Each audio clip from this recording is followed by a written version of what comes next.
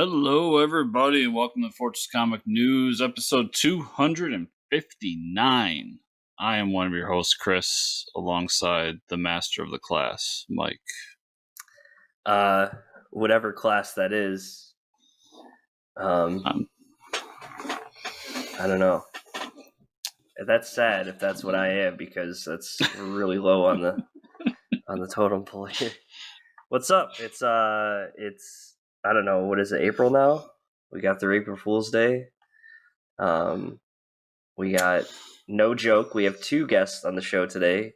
Colin Kelly, Jackson Lanzig. They actually, when they write together, they do a thing like Gogeta in Dragon Ball Z. They do like the fusion. They do the earrings. They put on earrings.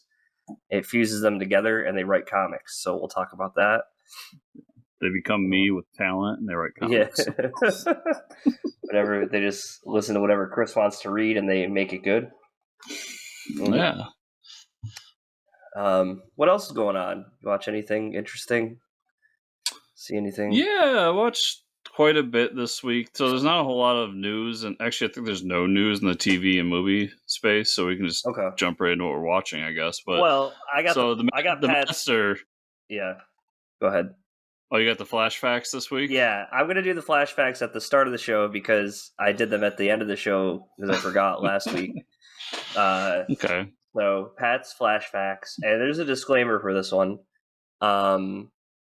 He said it was a painful one to watch, so... like most episodes of The Flash.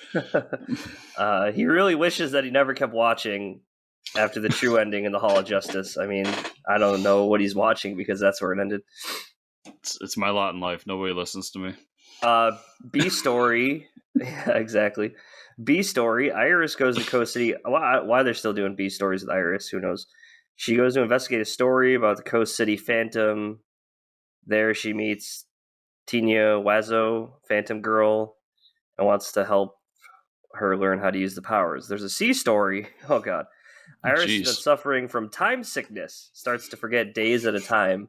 That's just the life of a stoner, to be honest. I was going to say, that sounds like the COVID era, but okay. Yeah. Can't remember shit. Can't remember shit, don't know what day it is, time has no meaning. Yeah.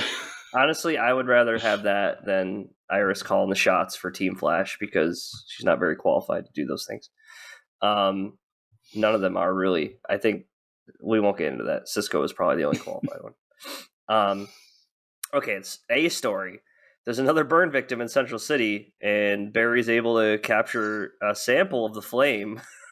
Okay. Wonder who it is. The flame gets loose in Star Labs, and Chester believes the flame... I forget who Chester is. He believes the flame to be the ghost of his father.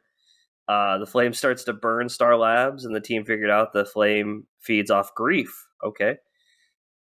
The flame takes the form of Chester's father's, feeding off Chester's grief. Chester overcomes the grief. The flame disappears. The team thought they were looking for a meta with fire abilities. Turns out the flame is just some sort of creature itself. So they're fighting fire. My brain hurts. Fire creature. Can't make this shit up. You had the perfect ending, CW. Yeah. I mean, like, the Flash lightsaber thing from a couple seasons ago sounded cool, but, like, there's not much else you can do to pique my interest here. And a flame villain. Let's move into something positive, because I have a lot of negative to say, and I want to talk about something positive for a second. All right, Moon Knight episode 1. Did you watch it? I did. Okay, and I haven't watched it yet, but you go ahead, just spoil the shit out of it. Do what you got to do. So I really like this episode. It reminds me a little bit of Memento. Was it? Yeah, Memento. With Christopher Nolan's like first movie. Yeah. Mm-hmm. And in as much as it was trying to display his illness through a visual medium, so we get kind of he's referred to as the loser in terms of the personalities. That's Khonshu kind of being a dick, but basically he's our main character for the first episode, and we get like where chunks of time are missing. Mm-hmm. And he's doing all these things because he doesn't know if he's hallucinating or if he's crazy or what's going on. But like, he goes through this process of like putting tape on his door and like putting all the locks on, all this stuff to Mm-hmm. keep himself from like sleepwalking, is what he assumes, is what I Okay. assumed he assumes. Yeah. And we know he has split personality. So they do this thing where you only see his side of everything. So he'll wake up and just like be in this situation and he doesn't know where the fuck he is or what he's doing. Okay. And that happens throughout the episode. And it's really well done. It sets up our villain, kind of sets up that he has some sort of powers. And then the episode ends with and Khonshu jumps in throughout the episode. And it ends with Khonshu being like, just let the better version of you out. And that's when he kind of looks in a mirror and sees that version talking to him. He's like, if you let me take control, I can fix everything. And that's when we see Moon Knight kind of appear and it cuts. Okay. So he it gets was the costume on? Yeah, so the costume we saw where it's like the mummified version of him, Yeah. you know that one? That's the one Yep. we get. Okay. There's some supernatural elements. There's like a fucking Egyptian mummy dog creature thing that chases after him and all this weird stuff. But I really enjoyed it. I thought it did a really great job of like displaying his illness. And and that's why I kind of get like a Memento vibe where it's not exactly done in that same vein of like the same illness, but it's done in the same vein of it did a great job of like showing that disease visually through the story. Yeah. So I really liked it. Yeah. Any action? Not a whole lot of superhero stuff. No fight scenes? There's like 2 fight scenes, but because of how they did it to display the illness, they happen off camera. So like one, he just wakes up and he's just surrounded by like people who are beat to shit. And he wakes up like, where am I? What happened? Yeah. And then the other one is the dog, and that's when he transforms into Moon Knight, and he's about to fight it, and it cuts to the credits. Roll credits, son of a bitch. Not a whole lot of action, but still just a really great episode. Awesome. Yeah, that sounds really cool. Not really TV, but I just want to mention it. I don't know if you heard about this Alan Moore masterclass he's doing with BBC. I did see that. He's doing something, yeah. Very interesting. So it's, those like, you hear them on podcasts all the time. That like not on ours because they don't like us, but they advertise like these master classes, like learn from the masters and blah blah. Yeah. So it's like I think it was $80 for the class. It's 6 hours of Alan Moore sitting down and like talking about writing and doing like almost like a guest lecture kind of thing. So I paid for it. And funny side note, my bank called me and was like, "We just shut off your card because we're pretty sure this isn't you." I was like, "No, that was me." That was definitely me. They're like, nobody would pay for this. Especially not you. Yeah. So yeah, I watched like about an hour of it, which is like the first 3 courses, I believe, and it's really good. It's so Alan Moore. A lot of people hate him because a lot of the things you've heard about him are done through the written word. And he's got this very dry, like, sarcastic sense of humor.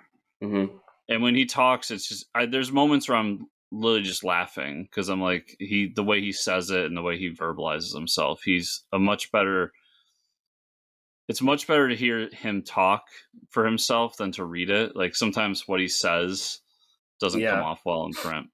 Like there's a joke, I put it on Twitter this morning, but there's a joke that I just loved where he's talking about when he got Swamp Thing. And he's like, well, my first question was, what's the swamp that he's the thing of? I'm like, that's a good joke. I like that. Obviously not for anybody, but it's 6 hours of Alan Moore teaching writing. Like I figured I'd at least give it a shot, see what it's all about. So I'm really enjoying that. I guess I thought it was going to be on some streaming service, but you actually have to pay separately for it. Yeah, it's you pay for the course. I don't know. Okay. It's BBC Maestro, which I live in America. We don't do BBC stuff, so I don't know if there's like a thing where you can pay to get whatever you want off of it. All I know is I'm like, Alan Moore talking about writing. Like, I got to see what this is about. Yeah, I've seen the masterclass on Netflix for like British Bake Off, where the hosts like talk about baking like a technical way, which I think is pretty cool. So they do a lot of different stuff. Yeah, I saw like And advertisements for it on like streaming services, and he's like, doing pictures and stuff. I'm like, man, where like Alan Moore came out of hiding to do this? It's kind of interesting. yeah, and so one of the first things he talks about, he's like, when I thought about doing this, I was like, nah, what could I offer? But then he's like, but I've been writing for over 40 years professionally, and I figure there's gotta be like one or two things that I could depart upon you. I'm like, so he's just got this like really dry wit to him that Yeah, I just yeah, like. So, that's funny. and as somebody who writes for fun, Hmm. why not? Um, and then I also watched the first episode of Halo. Yeah. So how awesome was that dumpster fire that I've been hearing about? So I'll say this: like 85% of it's really good, Hmm. but the 15% that isn't ruins it. Yeah. Really? It's so the first like 3/4 of the episode is basically a war thing. Like, so you're on this planet. There's these people, and they hate the Marines and the Spartans. Hmm. But then the Covenant arrive and they start killing off people, and it's brutal. Like when the Covenant shoot people, like limbs just like disintegrate, and they're left Oh, with like just cool. husk. It's pretty brutal in how they did it. And then the chief and his crew show up and they save them, and then they're like, "Oh, I guess the Spartans aren't so bad." So Hmm. that sequence was cool. There was. Did you ever watch the Doom movie with The Rock? Hmm. Yeah. You remember the sequence where they went in the first person Yeah, it was because that. awful. Yeah, so they try to do that a few times, which I'm just Uh-huh. like, don't do it. It doesn't No, work. don't. No, no, no, no. So they go into like Chief's HUD like real Hmm. quick. It's not like a long sequence, but they do it like a few times. So that kind of sucked, but for the most part, really good. And then it gets to the end where we get kind of what Chief's doing. He's trying to save this girl, blah blah. So he goes against everybody. And this is what ruins it for me: is as soon as they get into their ship and they sit down, he takes the helmet off, and I we was got to gonna see say the it takes actor's the. face. Yeah, and he doesn't have the same chief voice, right? No, because they've hired an actor to play John, and it's like I don't. I'm. This is what bugs me: is Chief is a very like one note action hero. Right. He has a relationship with like Cortana and other things, Yeah. but for the most part, like shoot bad guy, be good guy. That's what Right. Chief is. Right. So you could have done this without the actor, paid the voice actor so it sounded right. Because they did other Hmm. things like the energy sword, the sound Yeah. effect is straight from the game, like a Right. bunch of stuff is straight from the game. But they had to take the fucking helmet off, and that just ruined it for me. And I there might was a I might keep yeah. watching it, but it just ruined it. I saw the whole thing where it was like we had to take the helmet off, and it was like, have you not watched The Mandalorian? Like Or it's been like Dread. yeah, Like Dread, like yeah, we literally exactly. we went through this where Judge Dredd was Sylvester Stallone. We gotta take the helmet off so he can scream, "I am the law." Yeah. And then we Right. did the good Dredd movie where he never took the helmet off, and I Right. thought we learned a lesson, but Yeah. apparently we didn't. Well, and also the showrunners never played the Halo games. Which uh, I'm fine with. Like that's yeah, I don't know. If you don't, or at least if you don't like deep dive into it of like what are the best things about it, yeah, the best thing is Master Chief never takes his helmet off for like I what 6 or 7 Halo games. I think even if the showrunners never watch it, like that's not a huge deal. But then like you should have some people that are not necessarily fans, but like the Right. writers should probably play through the games or something, or have somebody on staff from like old Bungie or 315 or 314 to like Hmm. talk about this is what makes the story in the game good, Right. as opposed to just having nobody that's played it and be like, okay, so he's a big dude who shoots guns, and we'll take his helmet off because you got to feel for the protagonist. I'm like, I really No. don't. I really No. don't. Yeah. It's like this is a Halo show. This isn't supposed to be the next like No, amazing tragedy. no. Like you're not trying You're to win an supposed to Academy Award. you're supposed to connect with Cortana. So introduce Yeah. Cortana and connect with that character through Hmm. the affection that her and John have.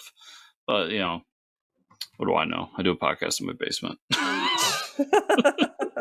What do I know? Yeah, I don't know. It's I heard about that. I didn't even watch it.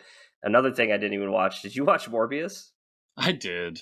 Oh no. Okay, let's hear the review. Spoilers for Morbius. I know nobody's going to see it, so give us the It details. don't see it.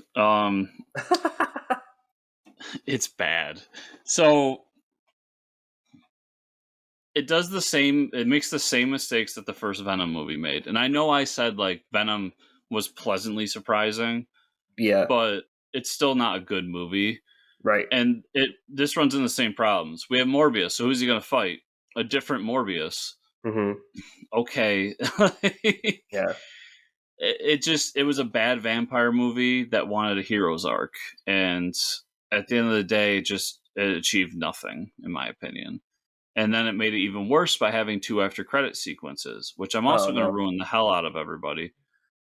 So first of all, the other vampire that he fights is his best friend, who is also like some guy from Doctor Who, and Oh yeah. It's Anyway, it's Matt Smith, right? I think. yes, Yeah. Okay.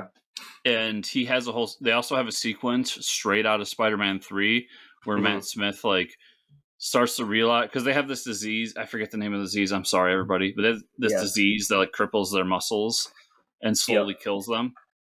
Okay. And when Matt Smith gets the injection, he starts to be like, "I'm normal," and he has like this whole dance sequence where he puts on a suit and he's like, "Look at me, I'm fancy," and it's like, this is No. stupid. Nobody wants to see this.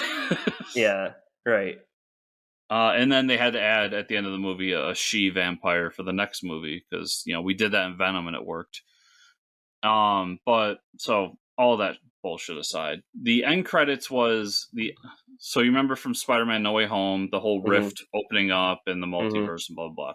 So we saw that, and then we saw Michael Keaton, Vulture, and he gets transported over to the Morbius slash Venom. We'll just call it the Sonyverse, and it cuts away. Then we have a second one where Vulture is now in his full suit from the MCU, finds Morbius, and is like, "We should team up."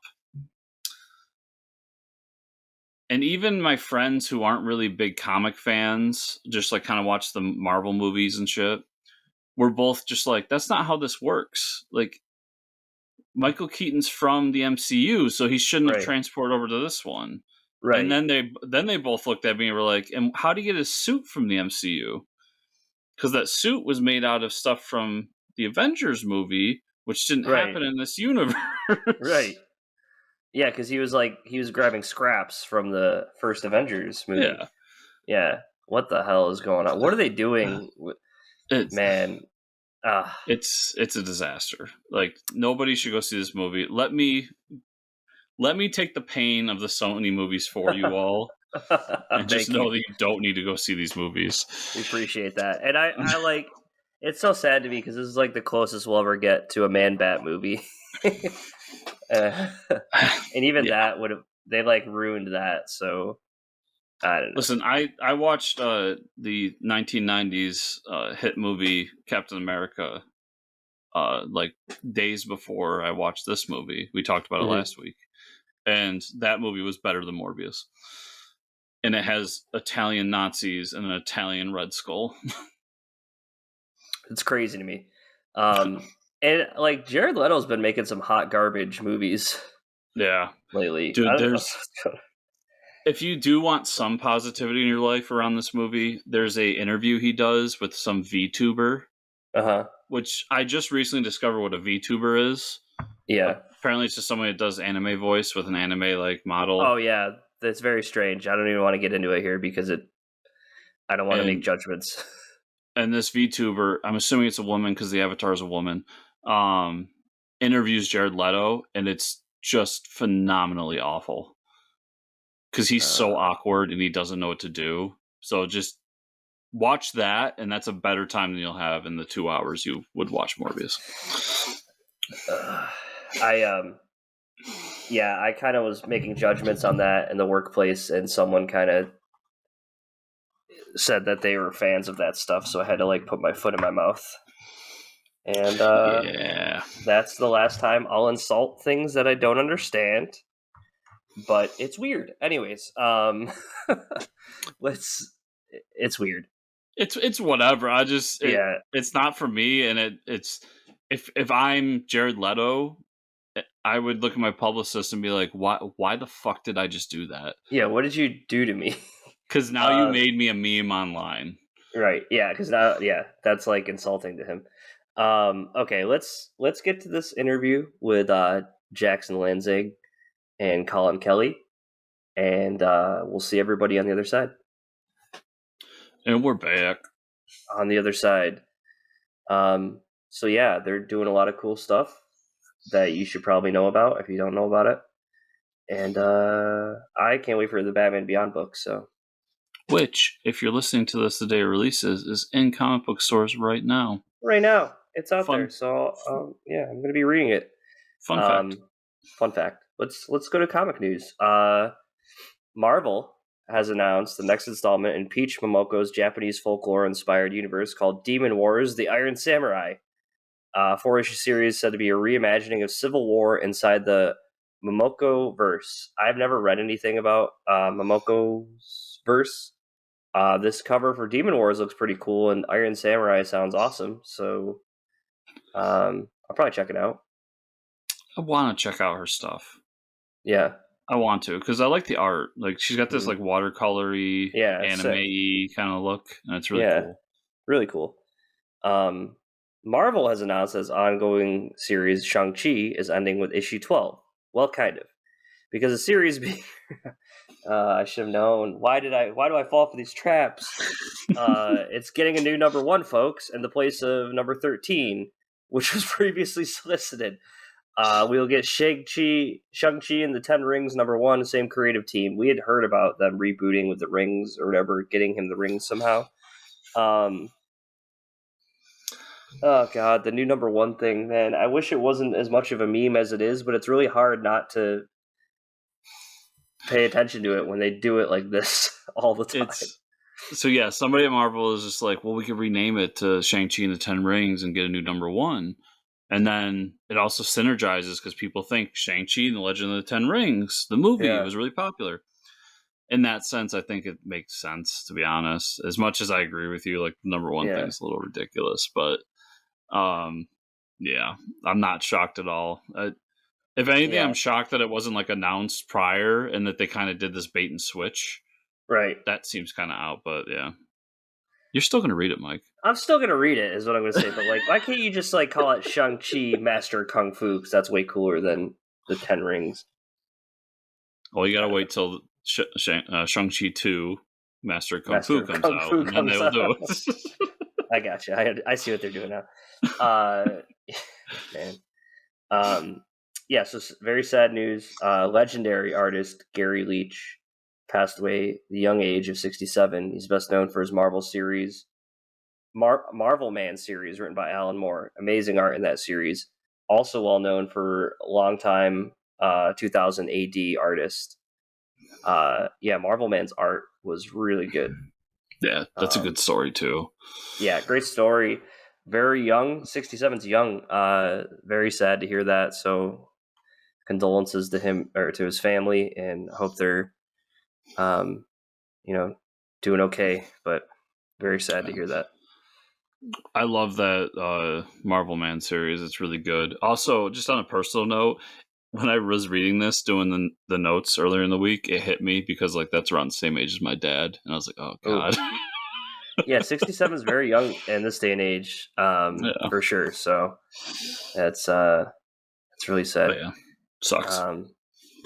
Let's talk about what we read this week. So I got some books to skim through because I read so many. I just want to focus on.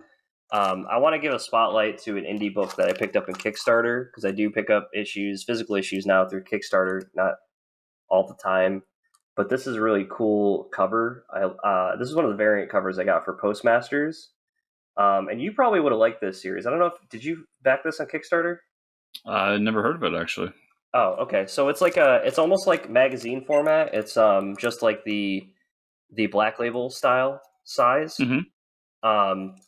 Interesting book. It's very on the nose about. So there's a pandemic. It's written by Garrett Gunn, Christina Blanche, art by Ruben Mocho, and it's you would know It's Source Point Press put it out. Okay. So it's very on the nose. There was a pandemic. The Postmasters in so like the pandemic is a little more mutagenic than our pandemic. So like the people that some people took the vaccine and like mutated from it and stuff. So there's almost like these demon looking people, and the postmasters are still, these are people that deliver the mail, but they're almost like swordsmen that deliver the mail, because to get the mail from one place to the next, there's all these mutants like in the cities and stuff like that. So it's almost like I Am Legend in that sense. The art's really good. It's like a manga style art, but there's, there used to be like 100 postmasters. Now there's like a handful of them, and this is one of the main ones on the cover. But it's a story of like, and you could tell like almost like the Hunger Games, that the rich people are the ones still using the mail. So like they get this letter that's like handwritten and all like very fancy, and it says like priority mail. So the people that can't afford to use it, so he goes to take this letter and gets ambushed. Then we meet another postmaster character that's really good at sword fighting. It's a really cool story. I mean, there's the whole relation to the pandemic stuff, but he talks about how like the U.S. pretty much became a war zone because some people had these like freedom sites, where they made factions and stuff like that. I thought it was really good though. Solid first issue. I know Garrett's got another Kickstarter out, something, a Bad Wolf or something like that. So yeah, I think he's got a really cool style, and Christina Blanche obviously helped out, so they both wrote it together. Great first issue, and I really like the cover because it's got like gold lettering, so really cool. Shiny. Yeah, I like shiny. Can I ask a follow up? Because I don't know if you misspoke or not. Because if you didn't misspoke, then I have questions.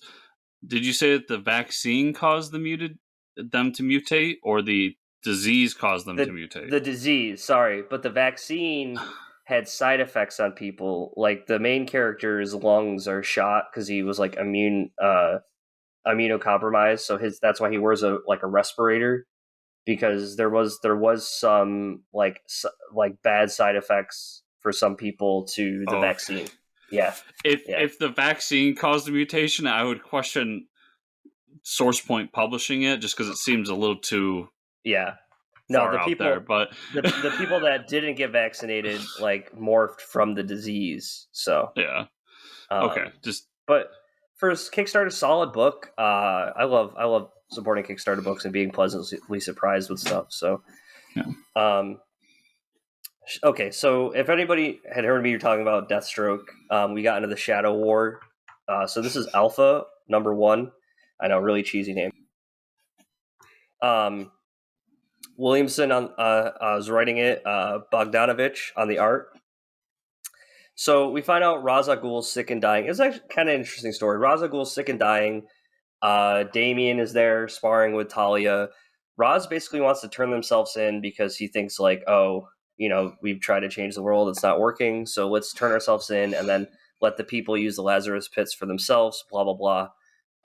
And he gets assassinated by who everybody thinks to be Deathstroke. And you're like, oh, he got shot in the head, but someone will throw him in a Lazarus pit.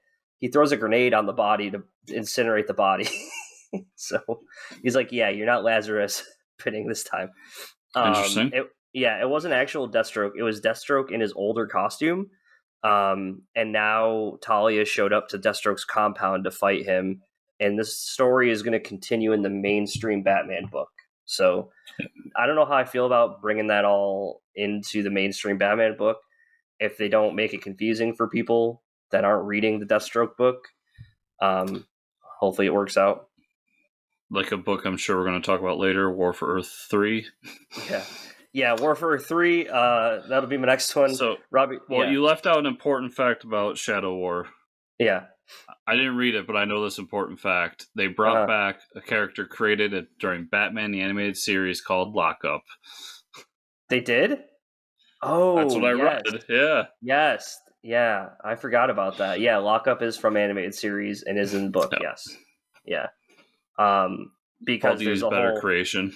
Yeah, there's a whole Deathstroke scene where he's talking to all his villains, and they're all pissed at him for killing Ra's, but he didn't kill Ra's. So, War for Earth 3 #2, Robbie Thompson, Dennis Hopeless. Kieran McGowan, Dexter Vines on the art. Yeah, so this kind of wraps up everything, and this kind of like ends with Amanda Waller having a new Suicide Squad with Power Woman. Match is now wearing a new Superman suit. Power Ring and Brainiac Entrigan. Everything before that, I mean, there's a whole lot of teams fighting each other, people fighting each other. Amanda Waller doing the right thing, doing the wrong thing, gets kind of jumbled up, and it tries to catch you up in this book because it probably knows you didn't read the other tie-in books. So there's a lot of catching up, a lot of confusing things going on. There's a lot of like shifting between pages. I don't know why they try to do this in 2 issues and then shoehorn it into other books. I would just like make it like a 6-issue series, its own thing, and I would have been fine, you know? So I read all the tie-in books. Yeah. There's only 3, but the Flash and the Teen Titans one were worthless. They did not need to happen. Right. And I think this book would have been better served as a 4-issue series. Mm-hmm. That being said, I didn't really care for... I'm such a fanboy for the Crime Syndicate. Right. That to like make this like pseudo Crime Syndicate that's just an evil Justice League didn't do it for me. Now we have Dark Crisis around the corner. I'm sure this is going into Dark Crisis. I'm sure we're going to have the Crime Syndicate back in the near future. But it's still just... I didn't care for it. Yeah. So it was unfortunate because I was really looking forward to this crossover. I do want to see Amanda Waller's new Suicide Squad with the Entrigan Brainiac and Power Ring and stuff. I think that'll be interesting. For someone who reads Suicide Squad. But yeah, I just don't like there was a bastardized version of the Crime Syndicate. And the Etrigan Brainiac thing, like that's probably the only reason I might check out Suicide Squad, to be honest with you. Because like, where did that come from? It was just someone's idea to throw it on the page. It's a cool idea. Yeah. DC versus Vampire 6, Tinian Rosenberg. Pretty cool issue. They're Batgirl and the Suicide Squad are fighting King Shark vampire version, and they blow up Amanda Waller blows up his head because he still has the chip in there. She also blows up Boomerang's head because Harley Quinn forgets to tell her that he's not a vampire, which is a pretty funny part of the book. They try to Batman and the remainder of the heroes try to trap Wonder Woman in her own lasso, and then Alfred comes out and chops off Green Lantern's arm, which is pretty cool. And then Green Arrow kills him and does it for Barry. So like that was a pretty awesome scene. Pretty metal. That was a heartbreaking scene as well. Yeah, because when he asks, like, is my friend still in there? And he goes, yeah, it's still me and everything. Yeah. And he's just like, well, that makes this so much worse. Yeah, like, that oh, God, the feels. Yeah. That was a pretty great scene. The team that was with Batgirl finds out the head vampire wasn't Joker. And it comes to find out it was Nightwing the whole time, which is a crazy twist. He ends up killing Batman and Jason Todd. So the rest of the Bat family has to escape. Damian was left there, and it looks like they're trying to turn him into a vampire. Alfred and Green Arrow escape in a submarine, but the vampires have won and destroyed most of the cities at the end of the issue. So I thought it was a pretty solid issue. We haven't even seen like Vampire Superman yet, so I don't know what to expect. Great issue. Yeah, it was. The twist I did not see coming that fucking Nightwing was the one. Yeah. And it had 2 really great moments in it with the Green Arrow, Green Lantern's moment. And then once again, when Jason goes back and he's like, I have to try. Yeah. And that's when Nightwing gets him and he just says, go ahead and do it, Archer. Yeah. And Green Arrow from the submarine shoots him in the heart. And I was like, oh, that's such a great moment. Yeah. Yeah, Green Arrow had a great sequence in that issue. Yeah. Hopefully there's... I don't think there's a hiatus on this one. Hopefully there's not, because I really look forward to see where the second act goes. Yeah, this is great. Tinian's killing it. Batman, One Dark Knight #2. Overall good issue. Batman's still carrying EMP to Blackgate Prison. He tries to like map it out some more. We get a little more into like EMP had like not only had he ruined his son's life, but he ruined another family's life. We find out it's one of the cops that's looking for him. And she actually gets a hold of the son of his son, who we know that has EMP powers. So she's going to use him for something, probably to get back at EMP. And that's kind of like the main overarching story. So we get to see Batman fighting a bunch of thugs with, without power, but with gadgets, stuff like that. So I like this book, but it's definitely an artist writing it because it's moments it's moments that Jacques wants to draw. Is how I feel the book's going, but it's still a really good book. Swamp Thing 11, Ram V and Mike Perkins in the art. So this is the start of season 2. So this isn't Swamp Thing number 1 again. This is Swamp Thing number 11. Just letting everyone know. Swamp Thing is supposedly dead. His love interest / friend Jennifer goes to Tefe Holland, that is the daughter of Alec Holland and Abigail, for help. Mr. Pilgrim, who is like the CEO, the head of Prescott Industries, the awful industry that's like, trying to experiment with all the Swamp Thing shit, is letting Dr. Woodrue, who's like the crazy botanist guy, operate on him and use this petrified corpse they found that belonged to what they thought was the Green or the Rot. And he's like literally like taking parts of Mr. Pilgrim away of his body and like splicing these like necrotic, like awful, like parts to him. It's really gross.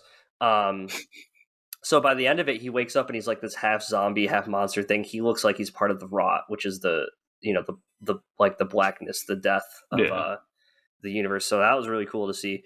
Tefe does help Jen into the Green. The only rationalization she has for that is because she knows she loves Levi, which is pretty cool because it was like she didn't want to get involved with the whole thing, but she still has a connection to the Green, which is kind of interesting.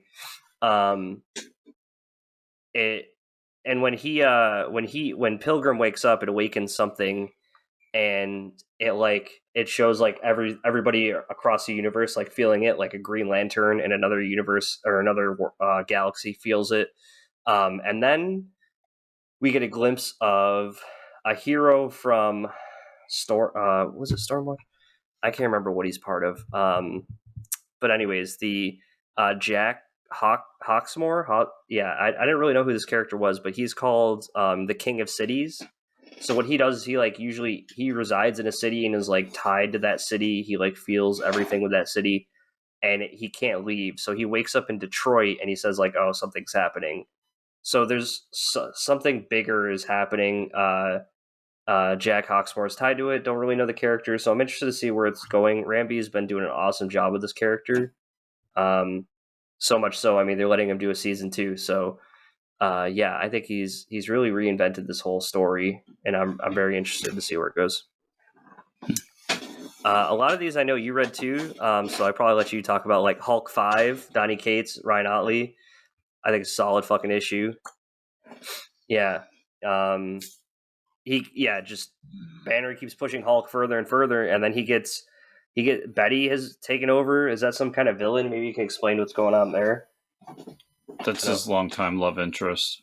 Okay. Yeah. They drop a bunch of abomination bombs, like these nukes that are holding abominations in them. That was a pretty cool scene. Mm-hmm. The next couple levels of the Hulk meter was like he fights gods. That was pretty cool to see. Just a bunch of Thors. He fights hell, and then he fights gods. Demons, gods. Yeah, that was pretty sick. This book's a lot of fun. That's all it is, Yeah, it was a lot of action. It was, a bunch of fight sequences, but the whole Betty thing in the background was like, I couldn't tell. I feel like it was his subconscious talking to him. It wasn't really the real Betty. I wasn't sure either. And then it turned... And then she kicks him out of the Hulk. Didn't she say something like it's it's his father or something? I don't know. There's something to do with the subconsciousness that was going on. But yeah, she kicks him out. So like, I'll be interested to see where that goes. And then they also hint to like, stay tuned to issue 9 for this reveal. And I'm like, okay, I like how cute you're being, but yeah, that's funny. It's a really good issue. Iron Fist 2, Alyssa Wong, Michael Yeesh on the art. Iron Fist, the new Iron Fist, still looking for the shards of the sword that broke. Danny Rand's still trying to look for Iron Fist and like trying to figure out how he can get into uh, uh, Kunlun, even though the gate has been sealed. And the new Iron Fist starts to get trained by the Thunderer to channel his ki with a sword.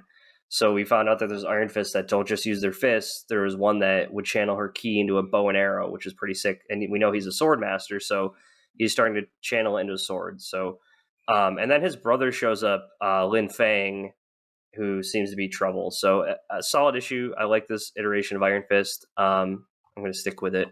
Rogue Sun number 2, Perot and Abel.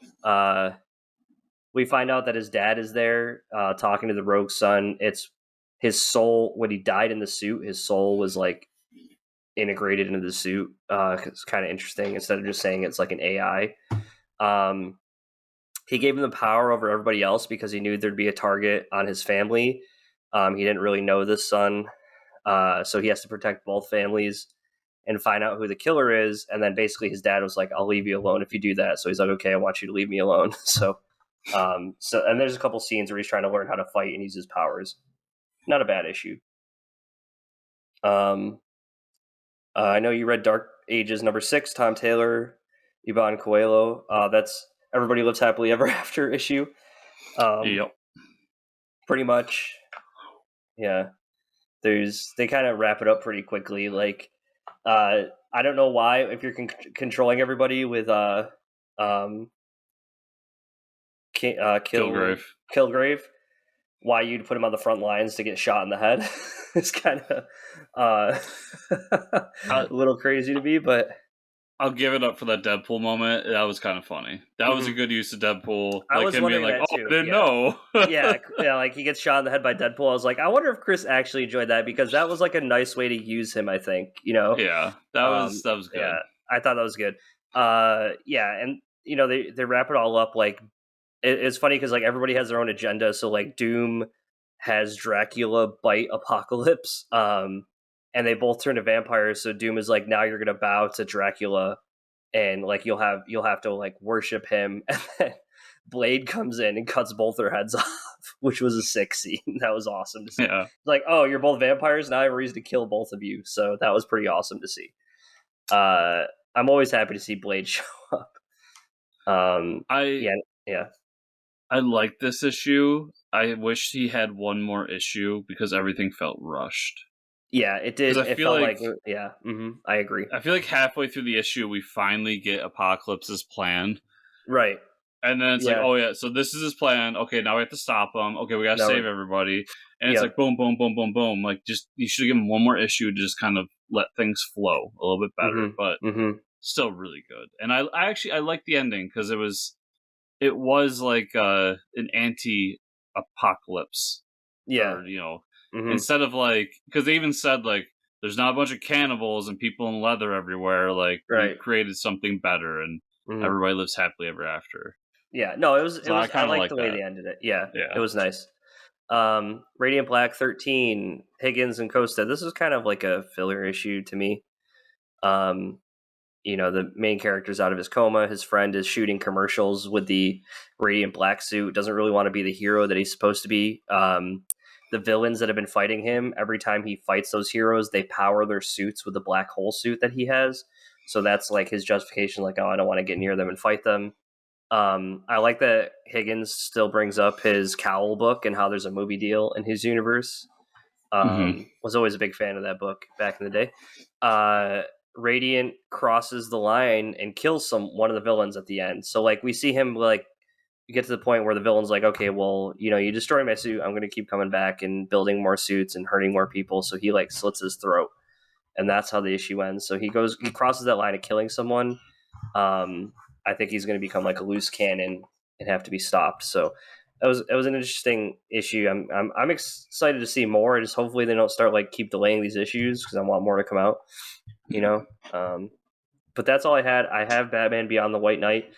Want to read it, saved it for last, but then I didn't get around to it. So you got all my books except for the most important book of the week, which is Batman. So I want to hear it. Night. Yeah. It was so it was really great to get back into the White Knight universe, the Murphy verse, if you will. Mm-hmm. I really enjoyed getting back in there, and it was kind of like a 10 years later thing. Oh, And okay. then we set up a whole bunch of different things that happened in that 10 years. Bruce has been in jail, and he's been kind of not only the model inmate, but he's also been helping like quell things that are happening inside the jail. It's his way of atoning for what he did as Batman in the previous stuff. And then like the sons of Azrael are in the jail with them, so they call back to that and everything. And then there goes my phone. And then on the outside, we find out that Powers has bought Wayne Enterprises, which is a Batman Beyond thing. And he has this protege who's going to go in to the old Batcave because Bruce made this suit that he didn't tell anybody about, and it was too dangerous to use. So he sends his protege in there. And meanwhile, we get kind of a backstory of like what's going on with the GTO and the cops, and there's this whole like kind of struggle between everybody in Gotham. And then we go back to Powers and his little protege. Well, who would you guess is the protege, Mike? Terry McGinnis, that's right. So, yeah, so Terry is the one that goes down into the cave, gets the suit, comes out with the suit, blah, blah, blah. So we get Terry as Batman Beyond. That was a really cool moment. I'll be interested to see how he ties in like Terry working for Powers, because Powers is actually like the main baddie in the Batman Beyond universe. And then the Batman Beyond universe, he's the one that pseudo killed Terry's father. So I'm interested to see how they tie all that in. And then Bruce tries to break out of prison because he knows how powerful the suit is. He doesn't want another Batman out there, blah, blah, blah, blah. We get introduction to Jason Todd Red Hood. And huge spoilers for the first issue. I'll give everybody a second. When Bruce gets out, he meets up with somebody or runs into somebody who tells him, like, I'm back to finish the job, and it's Jack Napier. He's alive. So it seems like they're now bringing in the Batman Beyond stuff. They're probably aping the Return of the Joker movie as well. And I just loved every second of it. I love this universe. I love Batman Beyond. So I love that issue. It's great.